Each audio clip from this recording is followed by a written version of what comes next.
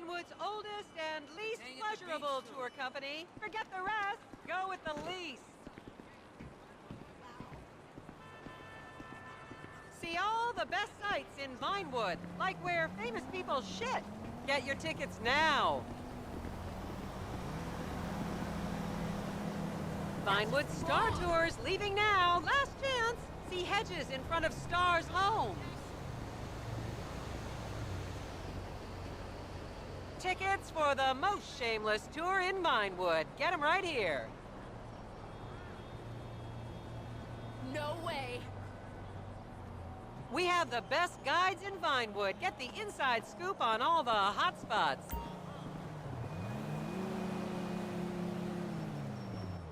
Can you spare a little? As I am contractually obliged to say, buckle up, everyone. It's showtime.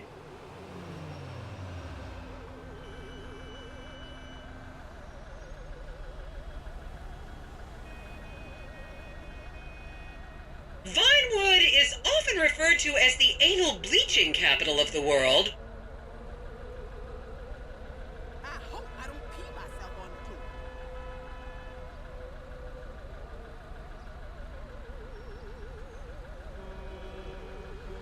How exciting.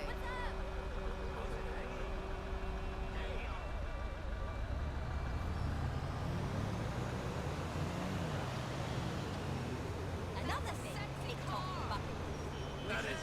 On your right, you'll see the world-famous Gentry Manor Hotel, a legendary party hangout for actors and rock stars and people trying to have sex with actors and rock stars. Built in 1921, it's been the scene of some classic Vinewood scandals over the years. One of my personal favorites was Al DiNapoli's overdose in 2002 after a chimpanzee blasted an 8-ball up his rear door with a water pistol. Ha! Fantastic! They say that on any given day there are at least 2 dead party girls in the trash cans round back. Isn't that great? Okay, smartphones at the ready, celeb spotters. We are now approaching the legendary nightclub, the Dungeon Crawler. Opened in 1996, the club is famously owned by actor Bruce Spade, who has a custom-built elevated VIP table so that he looks the same height as everyone else. It remains one of Vinewood's hottest night spots for the rich and famous to do drugs and date rape impressionable fans. Play your cards right, and that could be you! The Dungeon Crawler was in the news again recently when comedian Morgan Chester allegedly ran over a doorman in his SUV for not laughing at one of his jokes. Oh, and now a treat for you closet glam rockers on board. We're coming up to the infamous Tequila La Rock Bar. Back in the day, this was a restaurant run by the mob until it got shut down over the Adam's apple in the soup controversy of 1982. It reopened as the Tequila La Bar in 1983 and soon became a mecca for hair metal bands and fans from across the country. It's rumored that the Love Fist song Dangerous Bastards was written about a night they partied here on mescaline with some transgender twins. Now, this house up ahead is one of the many private residence of action movie director Mark Fostenberg. Fostenberg still maintains he was out of town when a 15-year-old Mexican girl was found dead in his pizza oven in 2007. The case was settled out of court and all charges were dropped. The girl's family now live on the next street. So this is the house of television exercise guru The Craze. You might have seen him degrading himself recently on Rehab Island. Do any of you remember the 80s? Huh, strange times. People didn't go to the gym back then. They did jumping jacks in front of the TV and leg warmers and headbands. The Craze swapped his gold lame leotard for a crack pipe in the 90s, but is reportedly now clean and in the best shape of his life. That's Vinewood's code for, he's trying to make a comeback.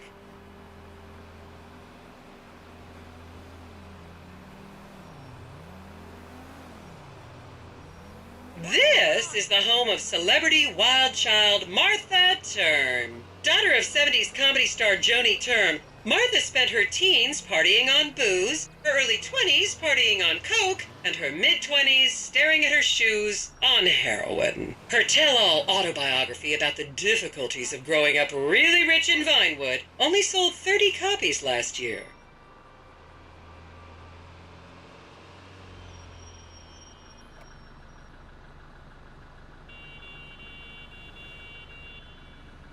should remind you this is a no-smoking bus. Unless, of course, it's medical marijuana. Then you're all right. Beautiful.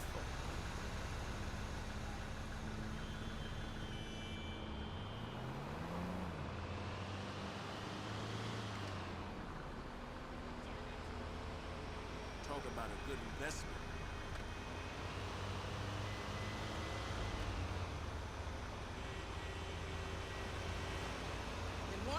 Just up ahead is another place to see and be seen in Rockford Hills, the Richmond Hotel. An iconic entertainment industry hangout, sleazy producer types have been promising to make young girl stars here for over 100 years now. Not gonna lie, I did some shameful things in that lobby bar in my youth, but I've put that period of my life behind me now.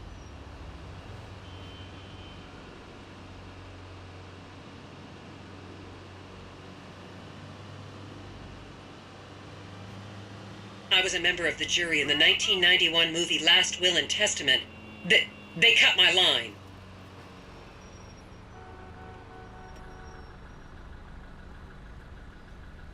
It's great to see the city from a different perspective.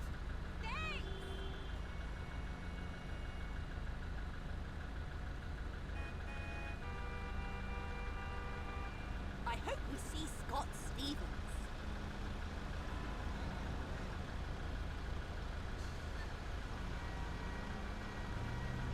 Such an interesting room.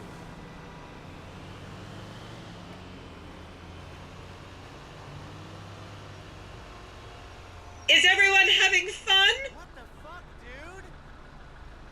Here you can see the landmark Weasel Theater, which was opened here in Morningwood in 1930. Some of the biggest movies in history have premiered at this theater, including Blue Blood, Shoulder of Orion, and The Many Wives of Alfredo Smith. You might remember the controversial premiere of the gladiator comedy Lions and Donkeys in 1984, when star Chip Hampton walked up the red carpet with two slaves in chains.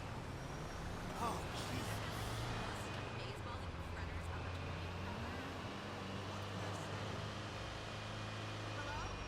I almost owned a piece of that.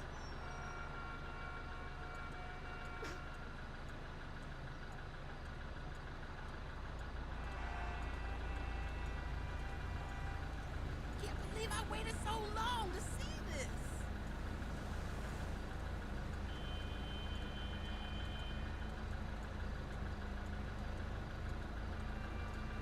Ooh, I like that.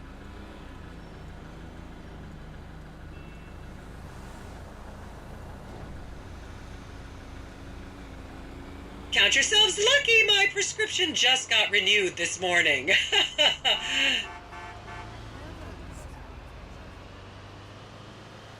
that it?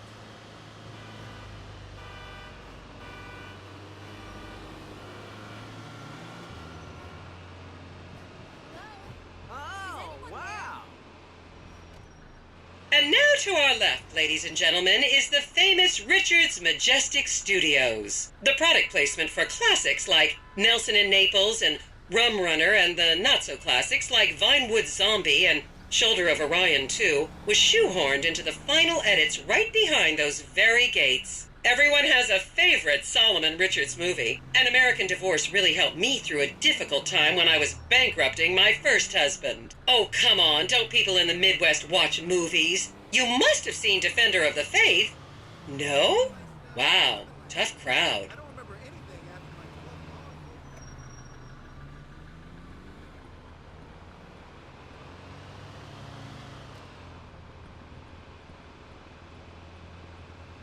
Talk about a bad investment. Hey, sup? We should smoke one together soon.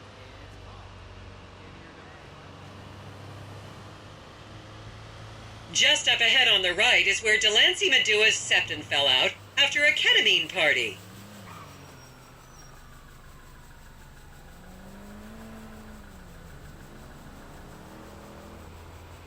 I'm feeling hot. Anybody else feeling hot? Hey, how's the macrobiotic? Isn't it nice to get away from your desk for a while?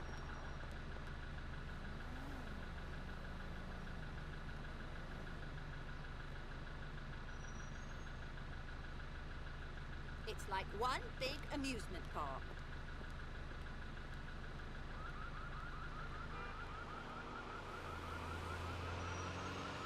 Remember, these people are rich and beautiful. That makes them better than us.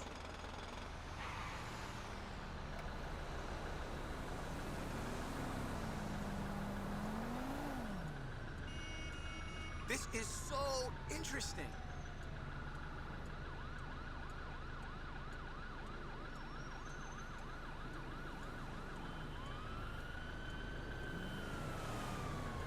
I'm not seeing any potential clients so far.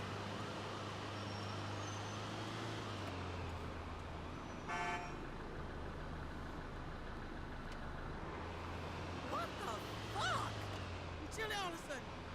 Okay, people, get those cameras out. This is Portola Drive. You won't get a better chance to spot a celebrity in its natural habitat. As you can see, the recession hasn't hit this part of town very hard. These are some of the most offensively high-end designer stores in the country. And now, some fun trivia for you. There have been a number of movies shot on Portola Drive, mostly awful ones about rich idiots, including the blockbuster 2005 romantic comedy, Shoe Whore, that's credited with sending women's rights back 50 years. The store we're passing now is where British star Charlotte Crown was caught on film in the changing room, eating and purging the same burrito over and over again, just like a dog.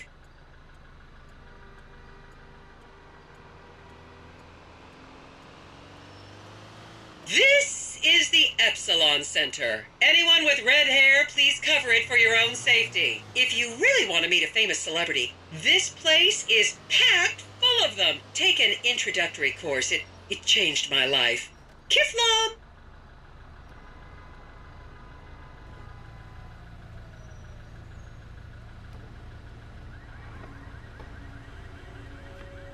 Keep those cameras out and fingers on the trigger. Celebs are skinny and fast.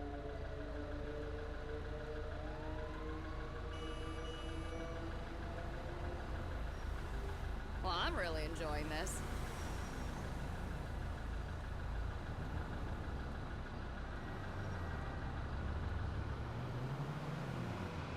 And I thought the Australians were weird.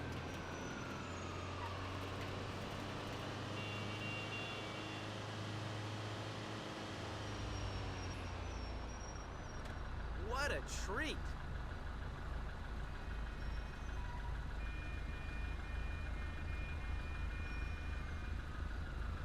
To the left, you'll see a spot where a pizza boy claims that Clay P.G. Jackson asked him to remove his shorts. Whoa, man. Now there's an investment opportunity.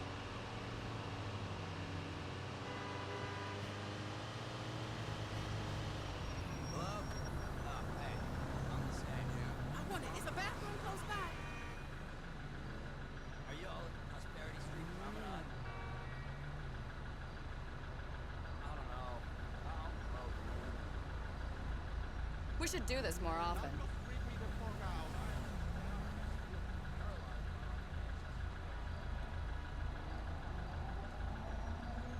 You'll recognize this stretch of road from those videos of Jill von Krastenberg with the Romanian shot put team.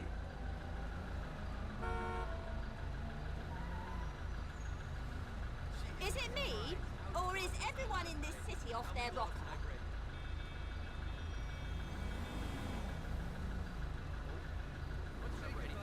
I love a well-guided tour.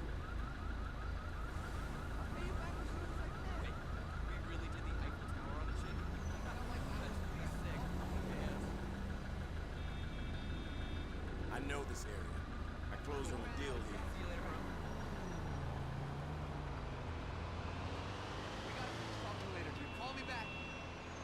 Don't you just love people you've never met and would have you arrested if you came within 10 feet of them? See, I wasn't even knowing about that. Yo, holla at me.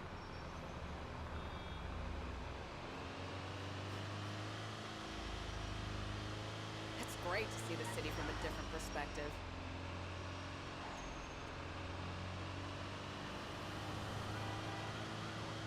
Hey there, I'm hoping it's gonna be a nice weekend. I'm I hitting the hope you beach. see Scott Stevens.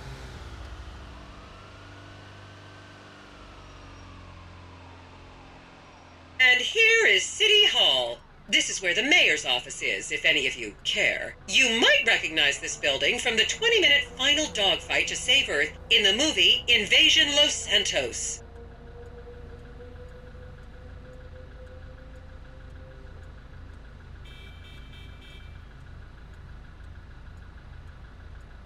Please, refrain from taking photos of ethnic minorities. They could be gang members.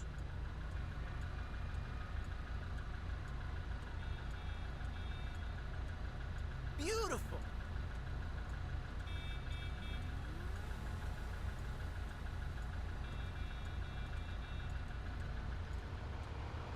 You wouldn't believe what that one sold for. Okay, what the fuck, dude? I finally saw this with my own two. Oh, hello there. How you doing today?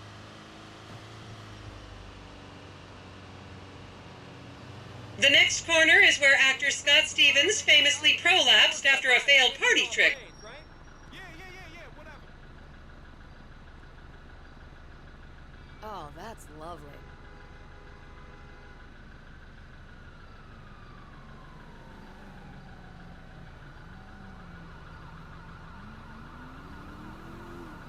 Is that it?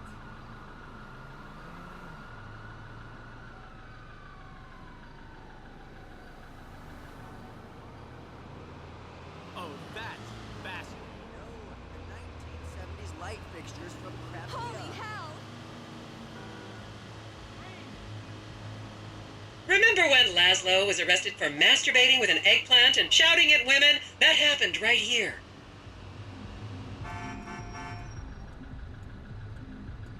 Talk about a good investment. Hi, I'm calling about the trial membership deal thing. How much extra is a personal trainer? I think at this point, My mama used to tell me about this place. at first I thought it was a male trainer, but they might get catty with literally nothing. Isn't it beautiful? Not to be racist or anything, but it like no way. Hey girl! Great! See you then. It looks big. And here we have the beautiful Oriental Theater. Riots broke out on the theater's opening night in 1928 as desperate fans tried to get upskirt shots of the legendary silent movie star Miriam Turner, much like you're doing today, except with really heavy cameras. My daughter tells me it isn't politically correct to say Oriental anymore, but considering some of the other common terms for Asians in the 1920s, the name could have been a lot worse. There's a saying that to go to Los Santos and not see the Oriental Theater is like going to China and not visiting a burger shop. You know, I've never really understood what that means, but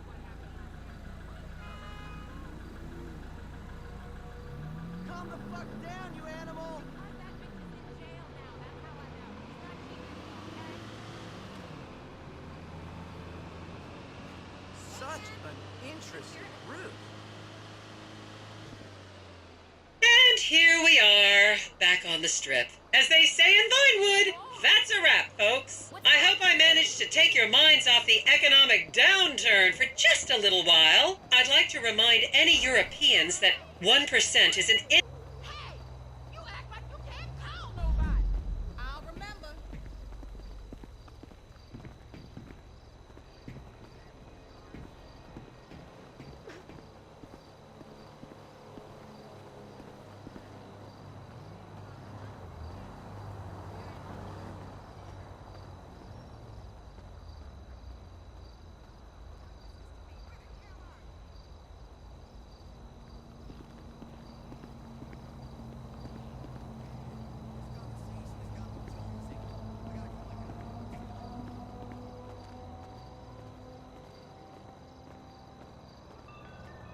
Hey, when are we meeting? The script still needs to be edited.